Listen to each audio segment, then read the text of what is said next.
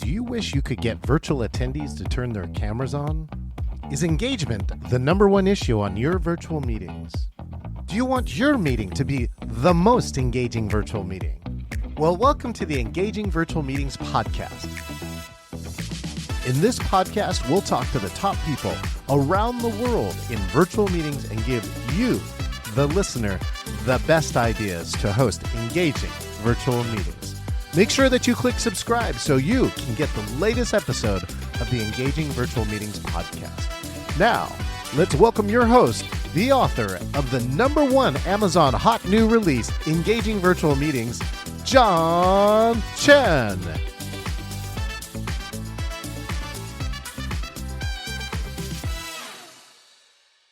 Good morning or good afternoon if you are in the country of Spain. This is John Chen with the next edition of Engaging Virtual Meetings podcast. By the way, if you're watching this here on any of the social media streams, hit subscribe, share, like, or comment.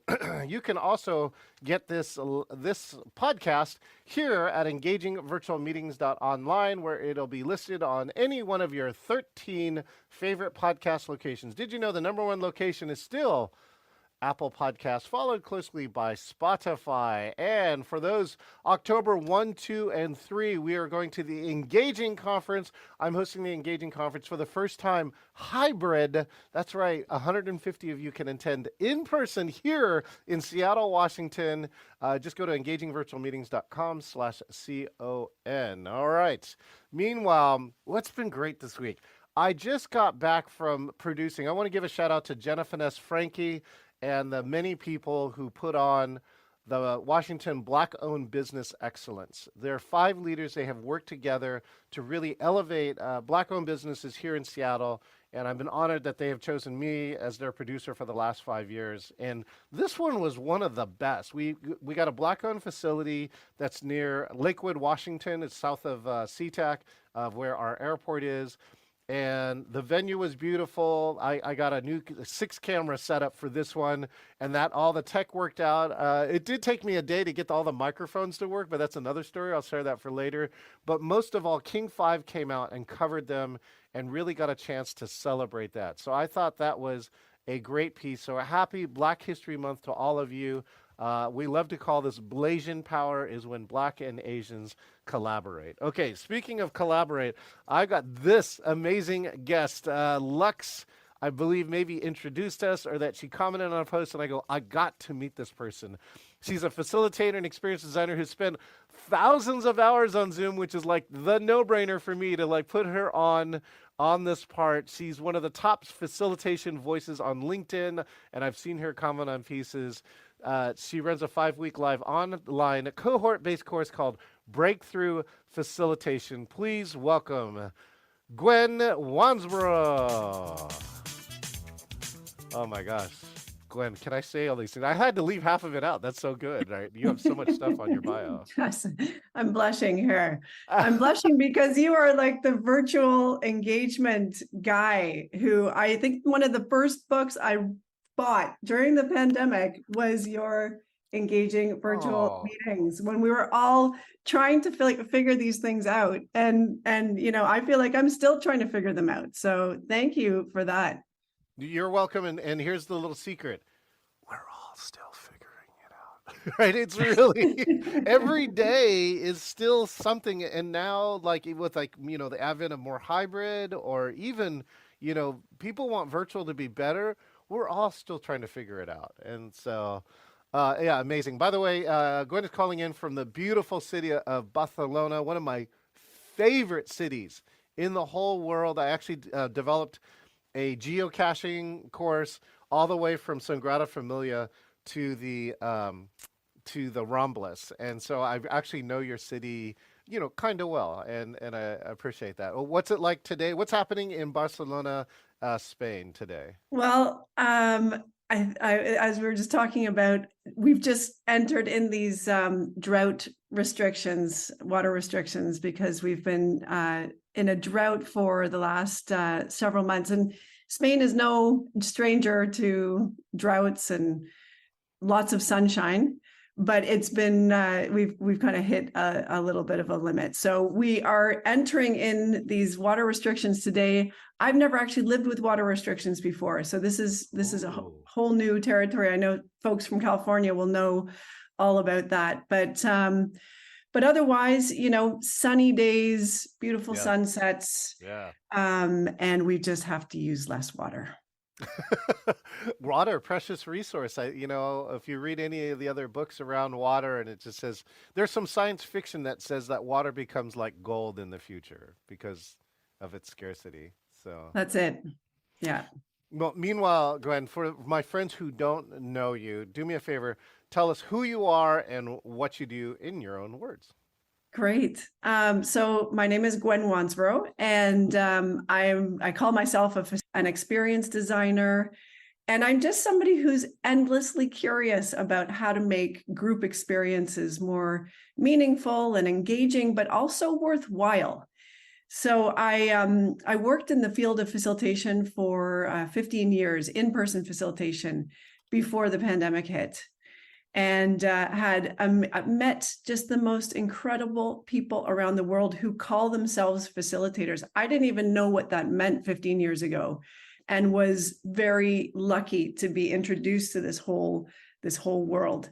But I always thought that facilitation would only be that kind of like a powerful group experience in person. And then the pandemic hit. And as I'm sure most people who are listening right now probably had the experience of having just to pivot so quickly online. And I was a total skeptic. I had been doing remote work before that because it was a global organization. So we did all of our work basically remotely, but all the training still had to be in person.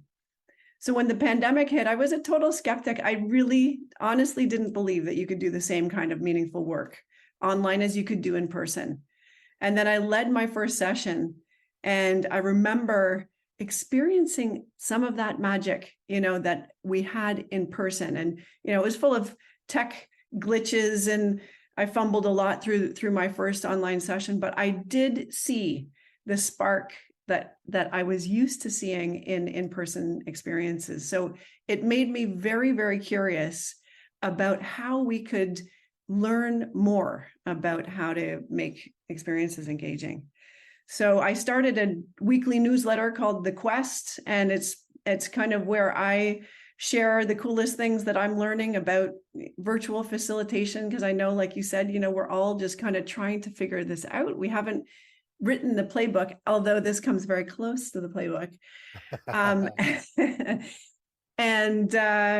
And then I launched a course called Breakthrough Facilitation that really teaches people how to design and lead really engaging online experiences.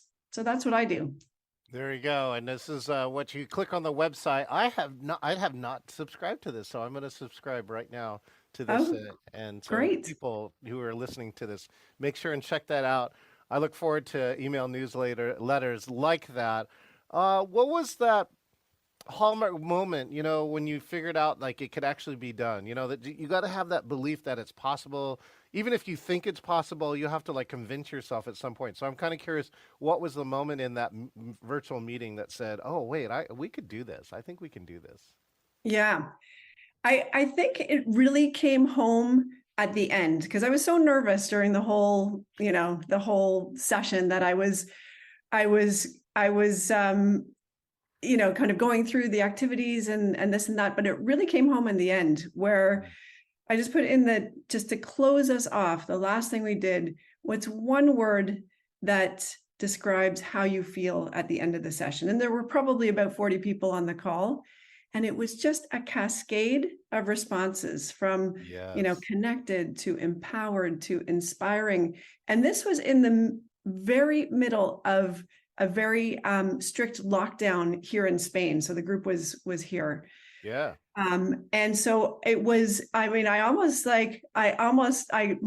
eyes even got a little watery, because I just thought, wow, what people are experiencing right now. And if we can elicit that kind of connection and emotion, through virtual experiences, so much is possible. You'll probably love this one. This was given to me by Kathy Armias, and I wrote about it in the book, and it was called Just One Word. And she was trying to debrief a class in Hong Kong, and she asked them to write a word like on paper. So you get the next part, like chat, we call that chatterfall now, or what simul chat. You know, when the chat is so like is it has so much information in it all at once. Yeah, But she did this, which is like people wrote it out, and then there's this next level of human engagement for writing it on a piece of paper, like seeing people's handwriting. I think there was another real connected aspect to it. And so what I've told people too, I mean, you get to the quantum physics levels, we're humans. We're designed to connect, and that everyone who said it was impossible wasn't paying attention. It says that we're designed to connect, and as humans, we're designed to, we can connect with people even though they're millions of miles away. Right. And so that you can feel that connection. It's just that you have to know that it's possible, and then look for all the techniques, because it's just it's slightly different enough that you can't use all the things that you did in person. You have to look at it in a different way.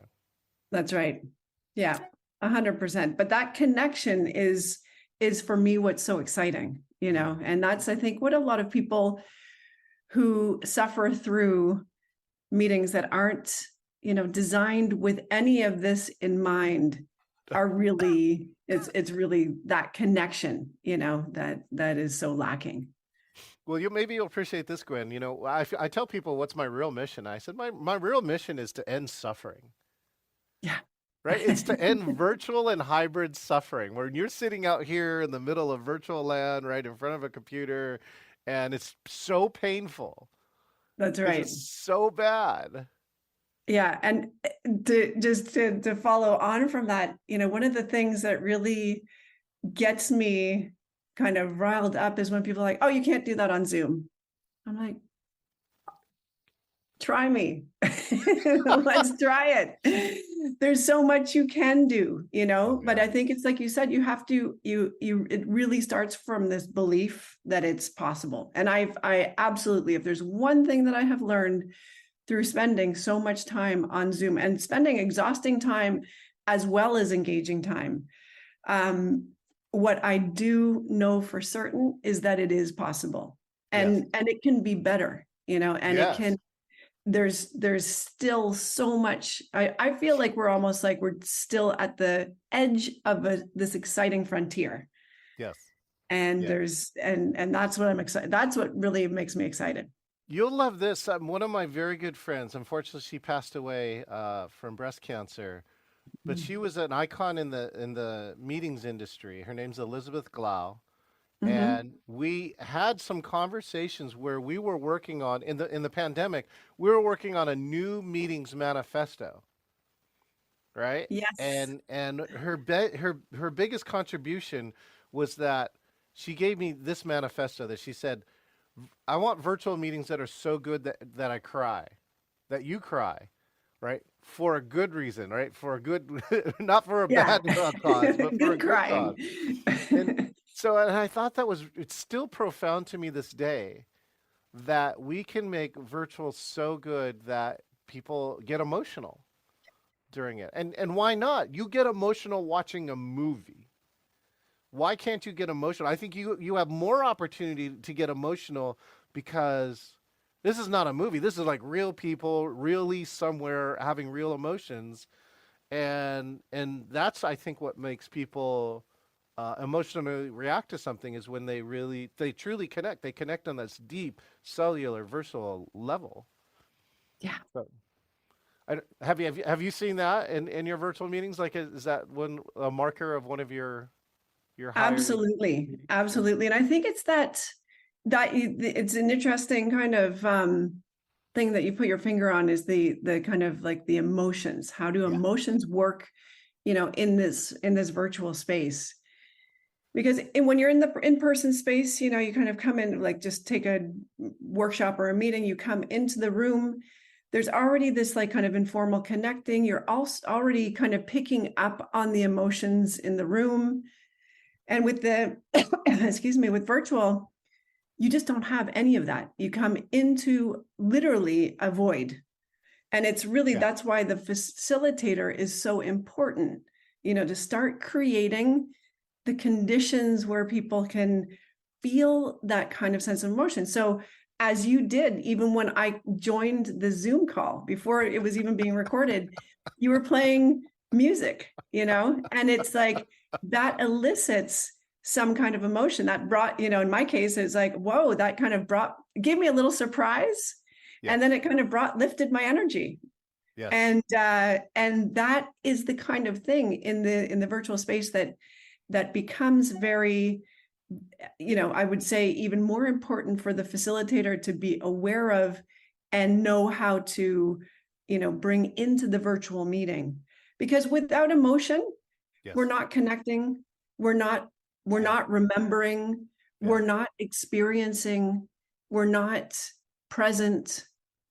We don't, there's so many things that don't happen when you don't connect into that emotion.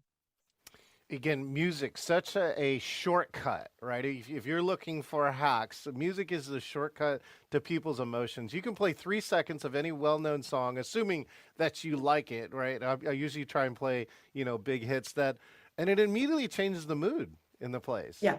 And again, going back to the other thing I was telling you about, Gwen, very few people are using it. Everyone has the capability too. It's 3 mouse clicks. And again, I use one where I can actually do it anywhere, but nobody needs that. Like all the tools are available today, right? The technique is that you share advanced computer audio and you play Spotify or YouTube and you put the volume down to like almost the lowest level. Now you have background music. And so again, technically it's there, but the technique is not there for people to say it's worth me to, make 4 or 5 more mouse clicks. Gwen, before we move on, I gotta ask this part, right? Before there's so many other tangents I'm going to take with you, is when you attend a meeting, when you attend a virtual meeting, because you've probably been an attendee also, as well as leading lots of meetings. What has to happen for you for that meeting to be engaging? What are some of the best things that you've seen over the last 3 to 4 years? Great, amazing question, because I think the question you can see kind of from both the participants, from being a participant in virtual meetings, and also designing, facilitating, and also training people to lead virtual experiences. So I love this question because I'm also, when facilitators are notoriously like the worst participants in meetings because you're always like kind doctoring. of scanning for different techniques, and is the facilitator doing this? So I own the fact that I'm a notoriously difficult workshop participant, but it's really important. I actually go out of my way to put myself in the participant's shoes, because it's one way that I learn about what it's like from the participant's viewpoint to experience virtual. Yes. So one of the things, so for example, for me, the start of the virtual meeting is absolutely key. And so I want to get an early signal, that the session leader is prepared. Yes. And has thought through that beginning of the meeting. And I know you've talked about it before, those first 5 minutes, and it's one of those things that facilitators keep coming back to, those first 5 minutes. How do you design and deliver them? And it's the truth of the matter, and this is what I experienced. So I definitely can relate to this, that your participants, most of them are coming in with 3 key questions on their mind. Oh. They want to know, is it worth their time? They want to know, can they trust the facilitator or the session leader? Yes. And they want to know, do I belong in this group? And you've got a very short window to answer yes, to get them to yes on those 3 questions. So is it worth my time? That's the kind of like, coming in and making sure that you're, if it's not, even if you're kind of forced to be in the meeting, you will do other things because there's other things that are calling your attention. So for me, so things like, for example, and what I experienced with you today was in the meeting room, in the waiting room, having something that starts to engage your participants. So I noticed, for example, you had a video playing, You had, kind of like some nice pictures and visuals. So I was in the meeting room, in the waiting room for a couple of minutes, but those couple of minutes just flew by. And I was like, gosh, this guy has actually gone to the trouble of organizing, and setting something up for me to be engaged with before I've even joined the call. So that's one thing that I really appreciate. The second thing is music. So when you come into the meeting, the virtual meeting, having music also, as we just talked about before, but it helps transition your participants into your virtual space. You're Yes. creating the tone, you're Yes. creating the kind of the environment, which you can't, it's not like you prepare a physical space, but you can prepare that virtual space. The next thing is the warm welcome. So this is where it comes. Can I trust the facilitator?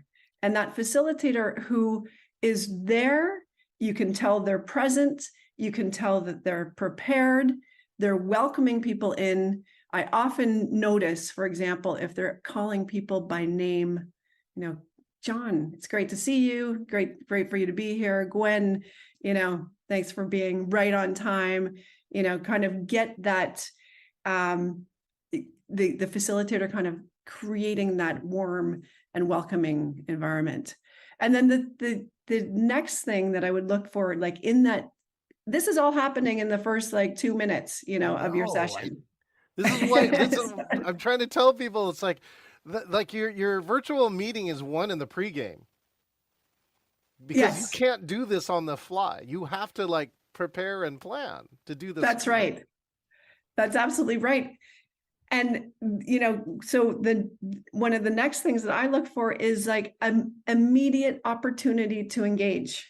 Yes. So we're Yes. not waiting for everyone to arrive. We're not, let's wait for another 5 minutes and get people. Let's, so we painful. are right away, who's ever in the room, if there's one person in the room, you have something that they can start engaging with right away. I usually use a prompt question. Yes. And, Yeah. your name, where you're from, but I also include what I call like a power prompt. And a Ooh. power prompt is inviting people to answer a question that just invites a 1 degree more of kind of personal disclosure. So for example, and this, you really have to kind of think about this as the facilitator. What is an appropriate power prompt given the session purpose and my audience? I'm very, very aware that Yes. some questions work with some audiences and others do not. But even something like, in an audience that, there might be a little, maybe it's not like a board meeting, of high powered executives coming in and getting business done. But for just like a regular meeting, I do a lot of trainings, for example. Yes. Come in. What's one thing that made you smile today? Yes. In the chat, I can narrate, I narrate all, if not, or if it's a big group, I'll narrate just like a few of the key things. And it's like, gives you the facilitator, and it gives everyone in the group also some information about like who is in this group, what kind of things are important to us. And oftentimes you start to see the patterns, you pull out the, the kind of patterns, and oftentimes it's relationships and things that your kids did, or meeting up with a friend, or talking to your, elderly parent, or whatever it is. And it's really, that kind of also just kind of brings people in. Then I there's would love one. to. Oh, Yeah. wait, before you, Sorry, before no, you hit no. one more, I just want to know, have you ever used an unpower prompt? Tell me more about the unpowered prompt. Okay, I want to give a shout out to Beverly Bidmead and Cody Roche, who are watching us here on LinkedIn, or I'm sorry, on Facebook Live. An unpowered prompt happened last year. We did a program called Learn-a-Palooza, and it's this Okay. one-day conference of all these trainers. And so we had the after party. So they came to my house and they hung out. And so there's some people who didn't know each other. And so they said, well, we should all introduce each other. And so I said to the guy next to me, and I said, why don't you invent the prompt, right? And he goes, okay, fine. The prompt is, introduce yourself and tell us a boring fact about yourself. Now, this becomes an unpowered prompt because here's what happened, right? Some people started with some unfolding facts, but like halfway through, it erupted into this whole controversy where the fact that somebody shared is I use a bidet. And it dissected the whole group into team bidet and team I would never use a bidet. And what's so funny, it was such an innocuous question of tell me something boring about you, Yeah. that it was actually really engaging and powerful and vulnerable. Yeah. And so I thought it was one of the craftiest things that I've seen. I definitely have reused that. That's an unpowered prompt. Amazing. I love the unpowered prompt. It reminds me of another prompt, which a shout out to Kivan Chung for this one. Starting his course, and one of the first prompt questions was, what's something that you're really bad at?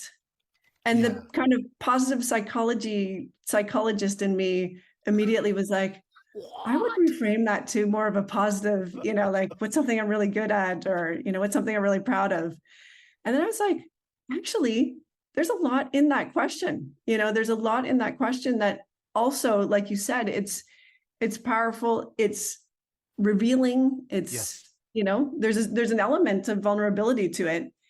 And I realized like with the answers, mine was like, I'm really bad at finding the first step in a big project, and then that kind of like actually was a bit of a light bulb because I was struggling with that at that time. And I was like, whoa, I was just able to put that in words.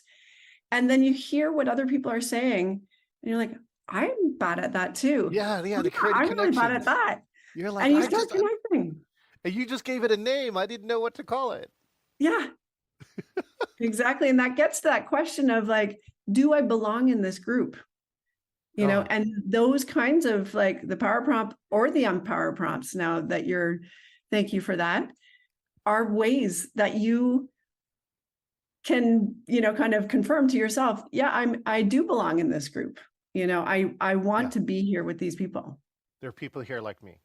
Yeah, exactly. Okay, you had one more thing. I want to hear what's one more thing. Oh, very simple.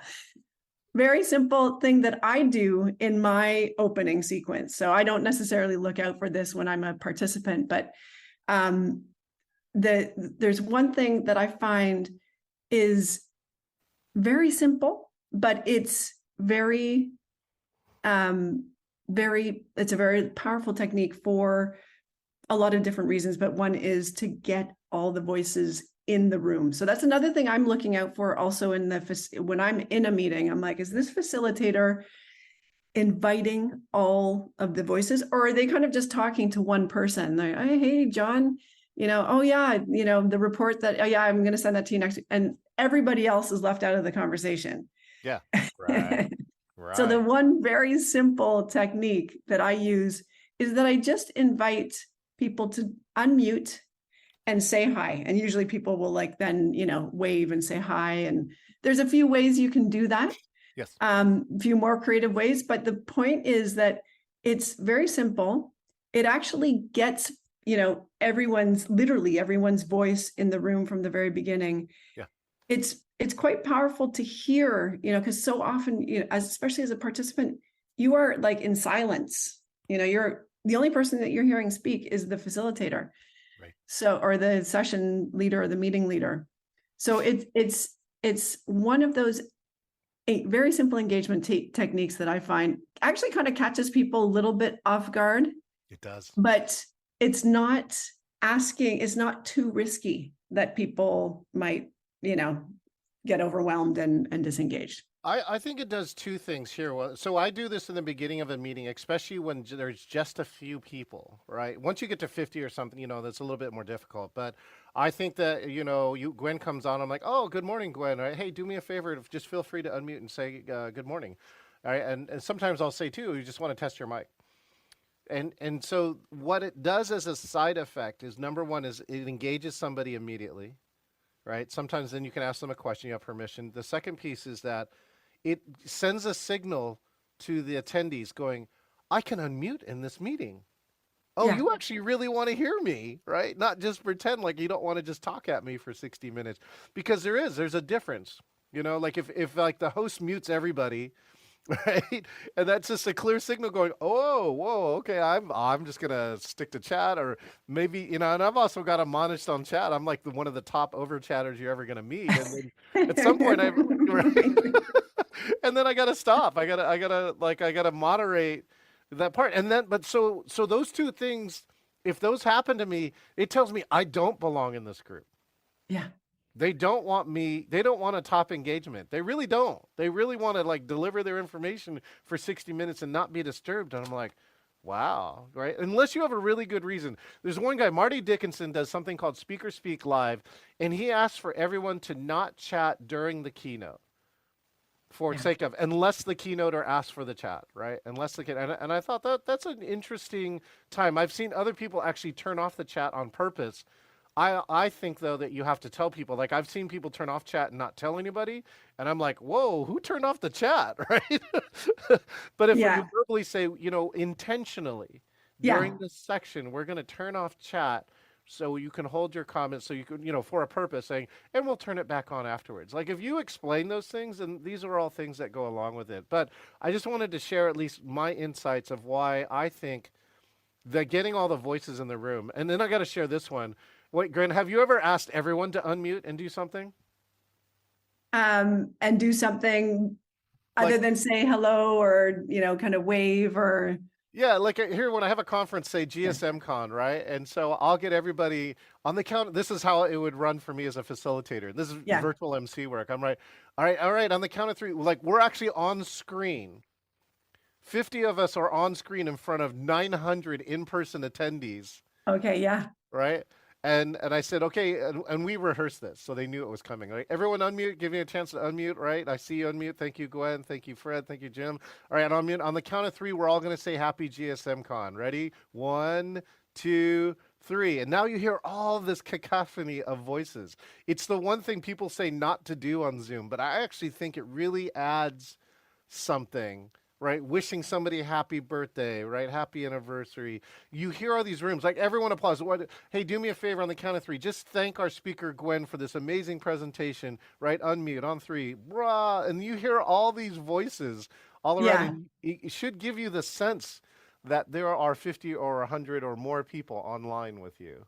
I love that. I love that because it is, you know, like you said, people are like, oh, don't get everybody to unmute. Oh, you can't hear everybody.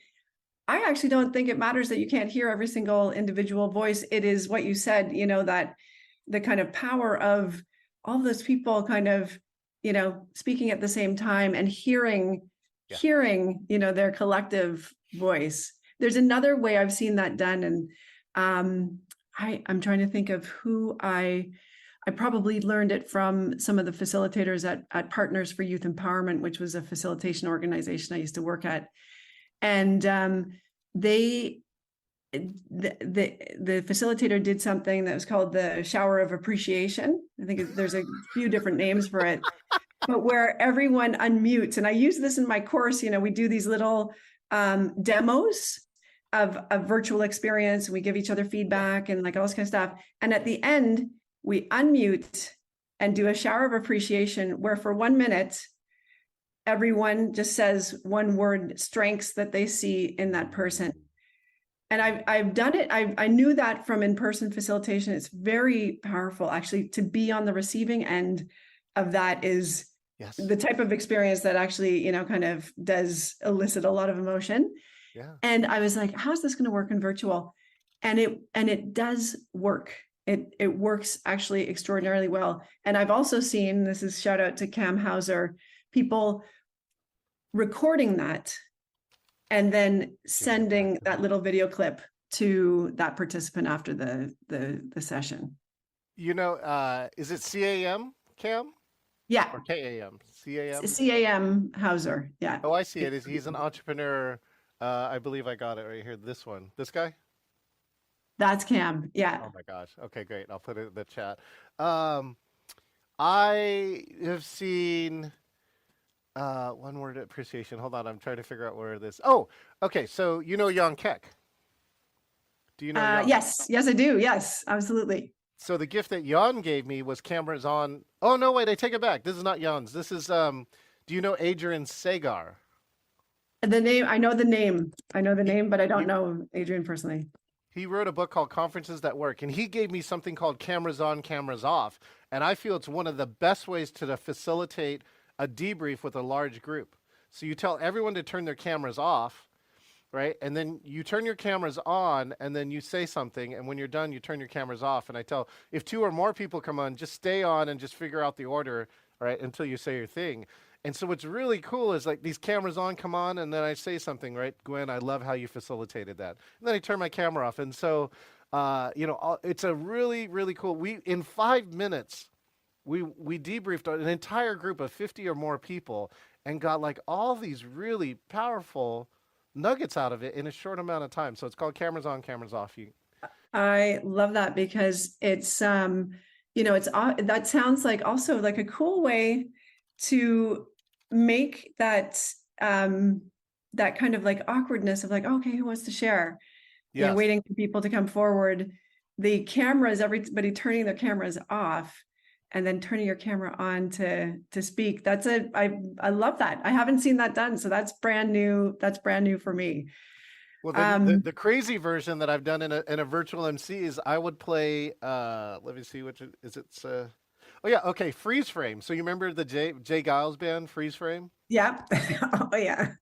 So we play Freeze Frame, and so we tell everybody that every time they turn their camera on, they got to be in some ridiculous pose. So here, watch, I'll give you an example. Ready?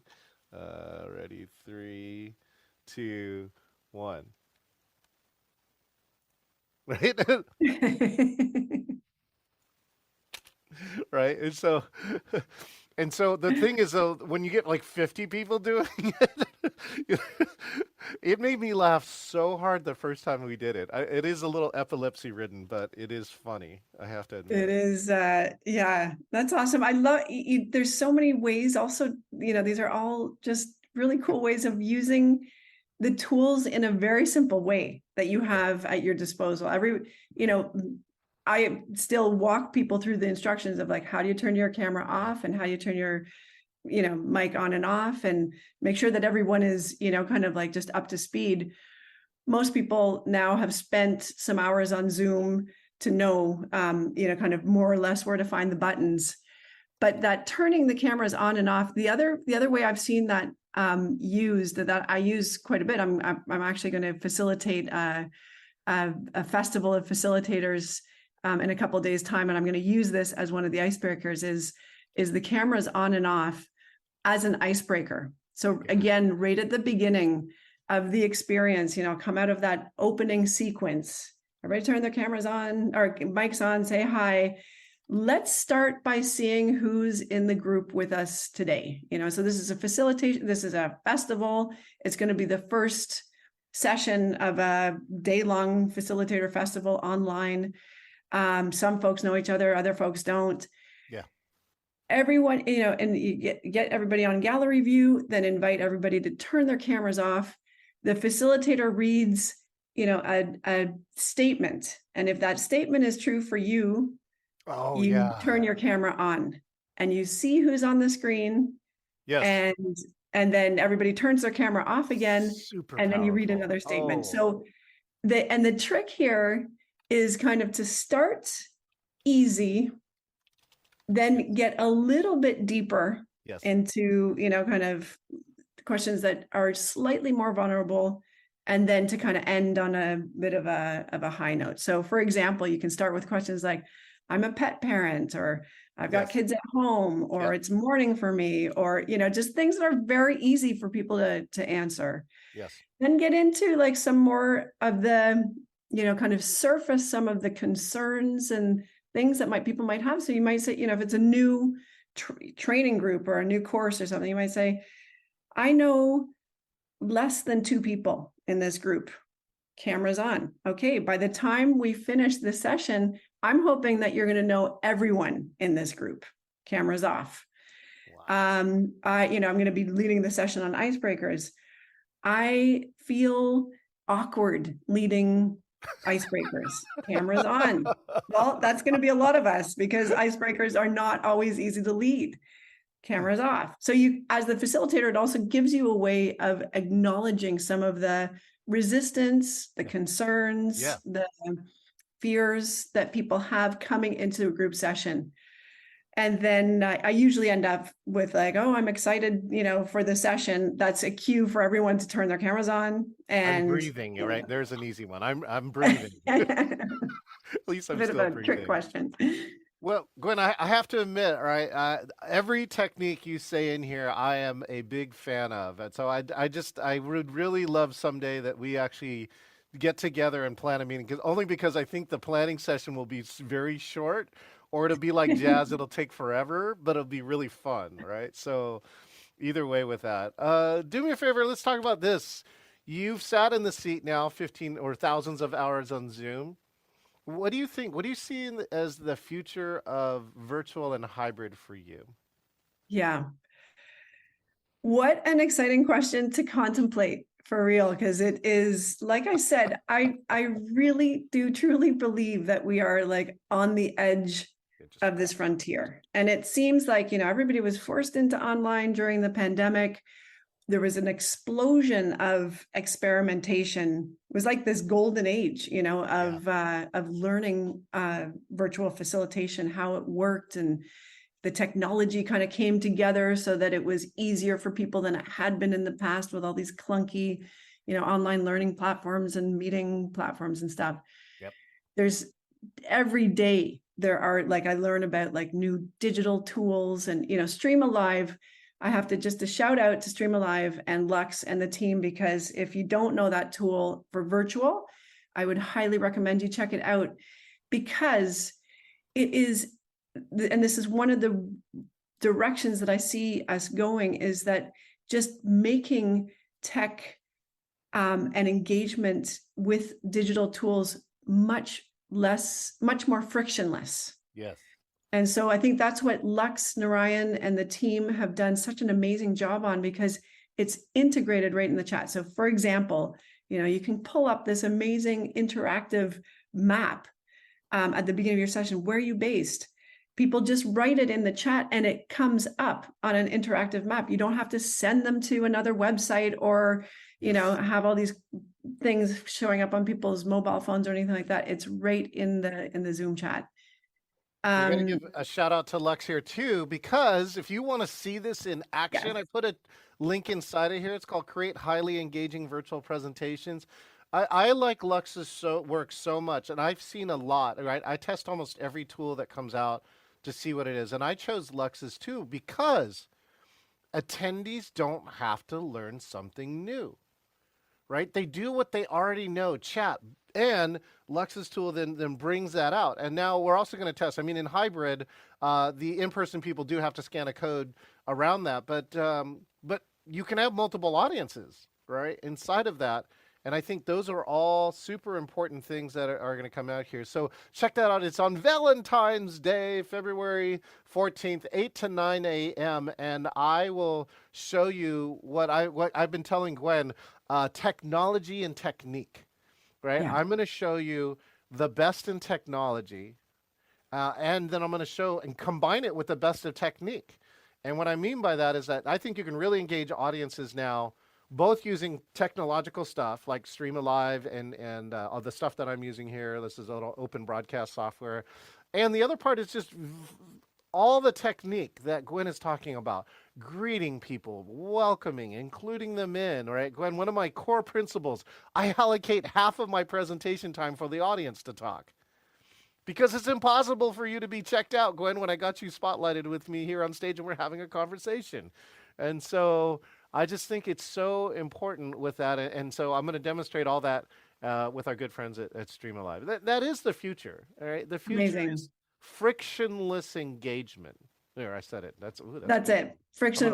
I think you need to that could be my next trademark that or something. Frictionless engagement. And that is, I think what some people, what has made it difficult for some people to really engage with virtual, because it's clunky, or there's a lot of people who are too shy or ashamed even to admit they're not tech people, and they can't figure out some of the simplest things.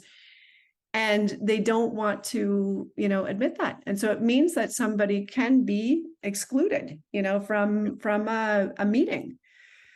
And so I think there's also something that just kind of you made me think about with Streamalive and hybrid. Now, I don't do hybrid meetings, and I, all the respect in the world to people like yourself who do those meetings really well, because those are very, very difficult to figure out.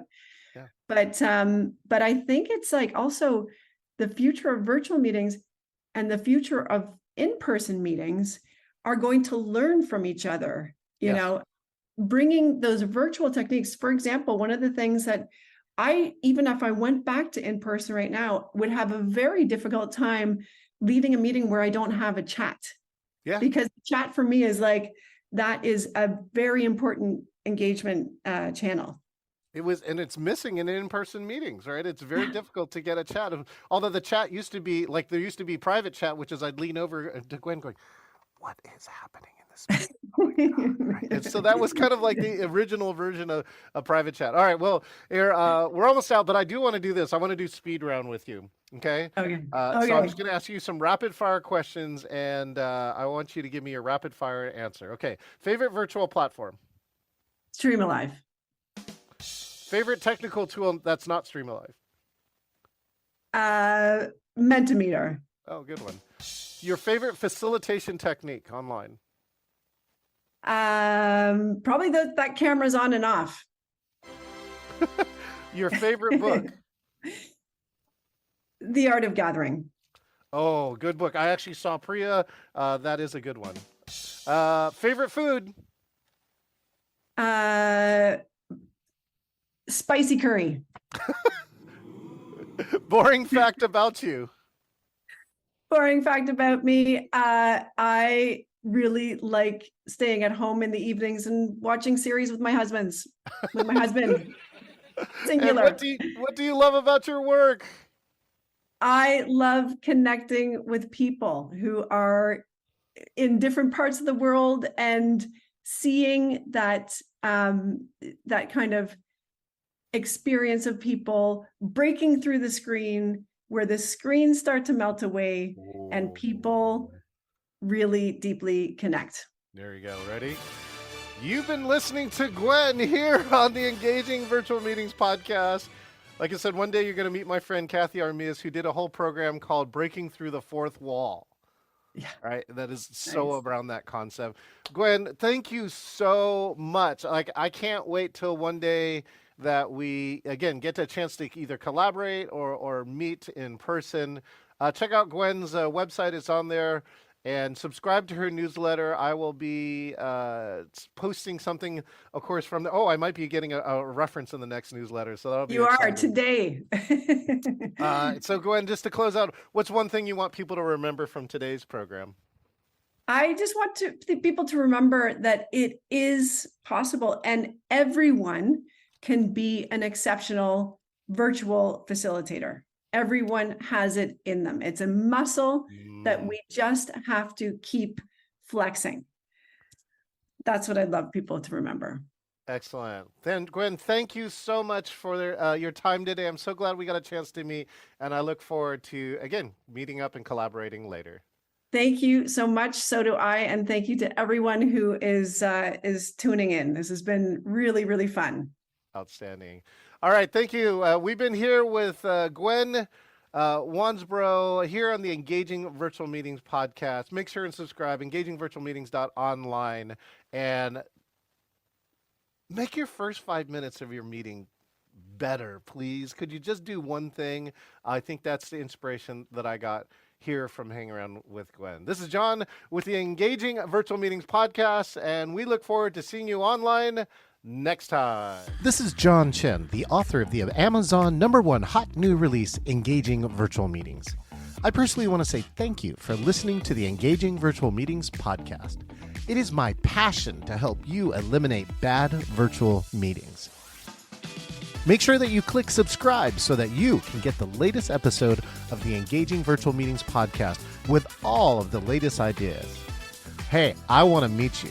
If you want to talk about a virtual meeting challenge, or if you want to be the next guest on the Engaging Virtual Meetings podcast, just go to engagingvirtualmeetings.com/meet.